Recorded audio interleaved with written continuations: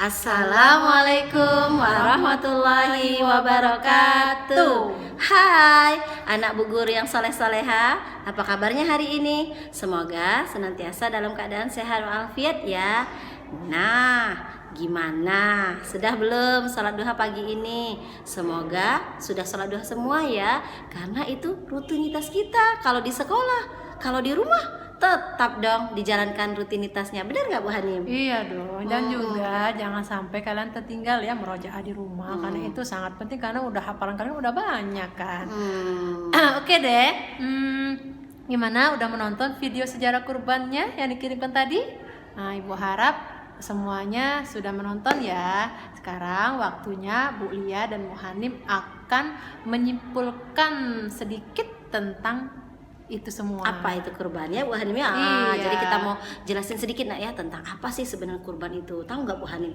Kurban itu ya nak ya, itu berasal dari bahasa Arab. Itu bahasa Arabnya yaitu qoriba. Qoriba itu sendiri artinya dekat atau mendekatkan. Nah, jadi iya Bu Hanim. Jadi iya. tujuan kita untuk berkurban itu Bu Hanim, jadi supaya kita itu bisa mendekatkan diri kepada Allah. Masya Allah. Iya, supaya kita lebih Tuh enak, dekat sama enak Allah. banget berarti kalau kurban ya Bu ya. Berarti kita dekat sama Allah. Iya, itu jadi artinya kita ya. diajak untuk supaya berkurban, supaya kita lebih dekat sama Allah gitu. Dan Bu Hanim. juga setahu Bu Hanim kurban itu dikerjakan pada bulan Nah, Zulhijjah. sekarang Iya, bulan dan- Zulhijjah sudah. Iya, sama kayak kita setelah selesai sholat Idul Adha. Biasanya kan ada pemotongan hewan kurban. Nah, sekarang kalian tahu hukum hukum berkurban. Hukum berkurban. Nah, Apa ya hukum kira-kira? berkurban itu Bu Hanim sunnah muakkad. Iya, sunnah itu, nak, ya. muakkad. Jadi hukum berkurban itu sunnah muakkad. Apa sih arti dari sunnah muakkad Bu Hanim? Sunnah muakkad itu artinya sunnah yang dianjurkan. Nah, jadi sunnah muakkad itu artinya sunnah yang dianjurkan. Jadi baik, bagus itu kalau kita untuk berkurban. Pahalanya gede ya. Iya, Oke. pahalanya gede. Terus juga hewan yang dikurbankan itu ada apa?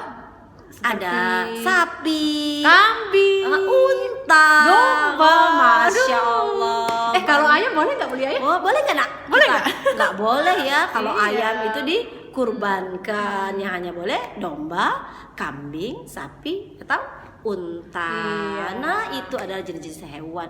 Kalau sapi itu untuk berapa orang Bu Hanim? Sapi itu kalau di Indonesia itu ya biasanya kan satu sapi itu untuk 7 orang. Kalau Terus kambing? Kalau kambing 1 orang, tetapi juga ada dalil yang mengatakan kalau satu kambing itu bisa untuk satu keluarga. Oh iya ya Bu Hanim. Iya. Jadi kalau pas motong si kambing itu disebutin semua namanya, misalnya nama papa, nama mama, Ya nama enggak, kakek. cukup dikatakan keluarga dari bin ini. Nah, bin fulan. Misalnya kayak Bu Lia ya Bu Hanim ya.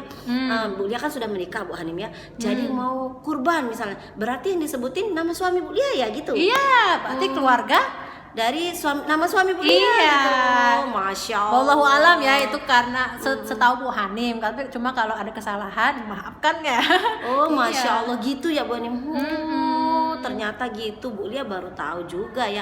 Nah Bu Hanim, kalau dalam hewan berkurban itu ya, ada nggak syarat-syarat untuk dikurbankan hewan itu? Syarat Iya. hewan apa gitu? Ya tentu saja ada Bu Lia. Kalau misalnya kita mau berkurban domba, artinya domba itu harus umurnya 1 tahun sempurna, nggak kurang 1 hari pun.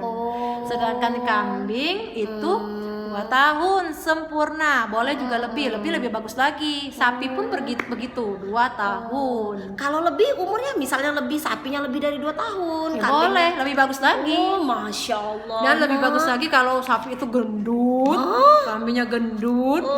Masya Allah. Enak itu dagingnya. Ya Allah, Bu Hanim ya, ternyata ya banyak sekali ilmu yang banyak kita dong. dapat ya ketika kita mau berkurban itu ya. Nah, subhanallah ya Bu Hanim ya. Nah, Bu Lia mau tanyakan kan kita Bu Hanim, tadi kan kita sudah nyebutin ya syarat sahnya hewan ya, ada harus cukup umurnya.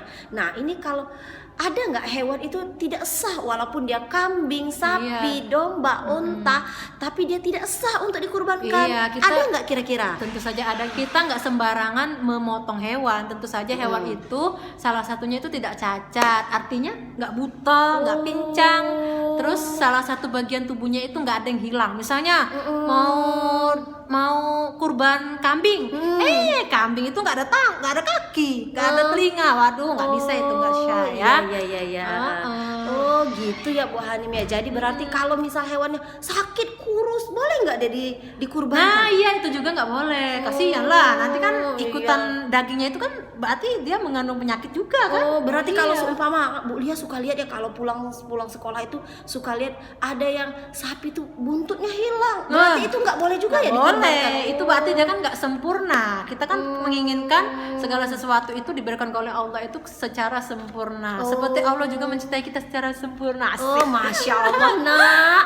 Wah banyak sekali kita dapat ilmu hari ini ya. Nah Bu Lia mau tanya lagi deh sama Bu Hanim Kepalangan ya. Kan insya Allah ya kita Bu Lia tuh ada niatan mau berkurban insya Allah nanti di Idul Adha nanti Bu Hanim ya. Nah anak-anak ada nggak yang mau berniatan untuk kurban? Nah ya, kalau ada yang mau niatan kurban boleh, mau kurban di Izudin juga boleh, mau kurban di rumah juga boleh. Nah Bu Lia kan mau ada niatan mau kurban.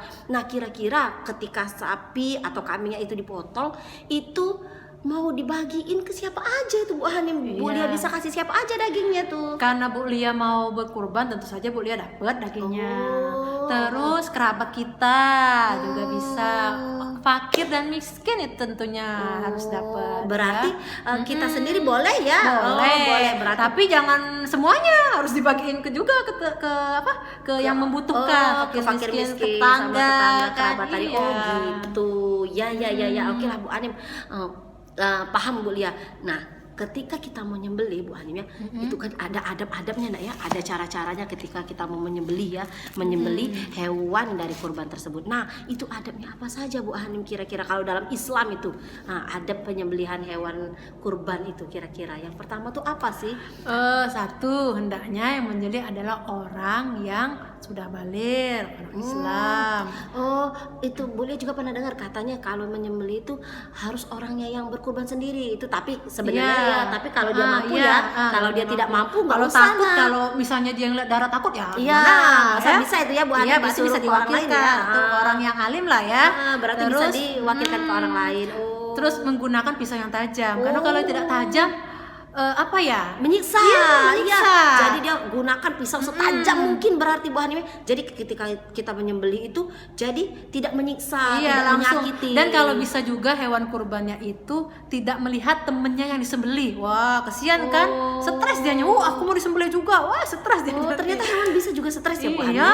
Nah, terus kalau bisa ada murotal, pasangin murotal di kupingnya. Oh iya ya Bu Hanim ya. Oh sampai segitunya. Enggak Bu Hanim cuma bercanda aja itu. Nah, terus ada lagi Bu Hanim, hewannya juga harus dihadapkan ke arah kiblat. Nah, iya arah kiblat juga. Karena kan itu nanti dipersembahkan untuk Allah ya. Dan yang paling utama itu ketika kita menyembelih jangan lupa mengucapkan basmalah dulu ya. Bismillah yang paling penting itu Bu Hanim. Kalau kita udah beli itu berarti kan kita udah niatkan ya. Kita ketika memotong itu nak ya, kita ucapkan basmalah, bismillahirrahmanirrahim, dan setelah baca basmalah itu diiringi dengan bacaan takbir, takbir. Setelah takbir kita bertakbir, lalu kita menyebutkan nama orang yang akan berkurban tersebut. Setelah itu cepat-cepatlah disembelih hewannya, cepat-cepat disembelih, jangan sampai kita menyiksa. Makanya kita disuruh pisaunya tadi tajam gitu Bu Hanim. Oh Masya Allah Bu Hanim ya, hari ini penjelasannya subhanallah sekali, banyak ilmu, banyak sharingnya kita. Nah hari ini kita banyak dapat ilmu tentang berkurban ya. Bu Guru doakan semoga anak-anak Bu Guru dan keluarga di rumah dalam keadaan sehat dan dimurahkan rezekinya. Semoga kita bisa berkurban di Idul Adha ini. Nah, ya amin ya rabbal alamin. Oke nak ya, kalau kalian mau berkurban di Izudin boleh boleh. Nanti hubungi aja Bu Guru, nanti Bu Guru akan infokan tentang kurban di Izudin. Telepon di bawah ini. Iya, nanti kalau misalnya kalian tidak mau berkurban di Izudin, mau kurbannya di rumah, Bu, saya mau di rumah aja, Bu. Enak kalau di rumah, nggak apa-apa. Iya, Di rumah apa-apa. juga Di boleh mana kita aja berkurban, boleh. di mana aja. Yang penting nih niat ya Bu Hani ya. Iya, Niat kita, innamal a'malu binniat. Oke. niat kita hanya untuk mendekatkan diri kepada Allah sesuai dengan tujuan kurban tadi. Oke nak ya, itu saja penjelasan dari Bu Lia dan Bu Hani untuk hari ini tentang kurban. Kalau misalnya kalian sudah paham, alhamdulillah. Nah tugasnya, besok Bu Guru suruh silahkan buat video kayak Bu Lia sama Bu Hani, buat ringkasan tentang penjelasan kurban juga. Nah, Bu Guru tunggu videonya. Oke, anak Bu Guru yang soleh-soleha. Itu saja tugasnya dari Bu Guru. Jangan lupa dikerjakan. Besok Bu Guru tunggu videonya. Assalamualaikum warahmatullahi wabarakatuh.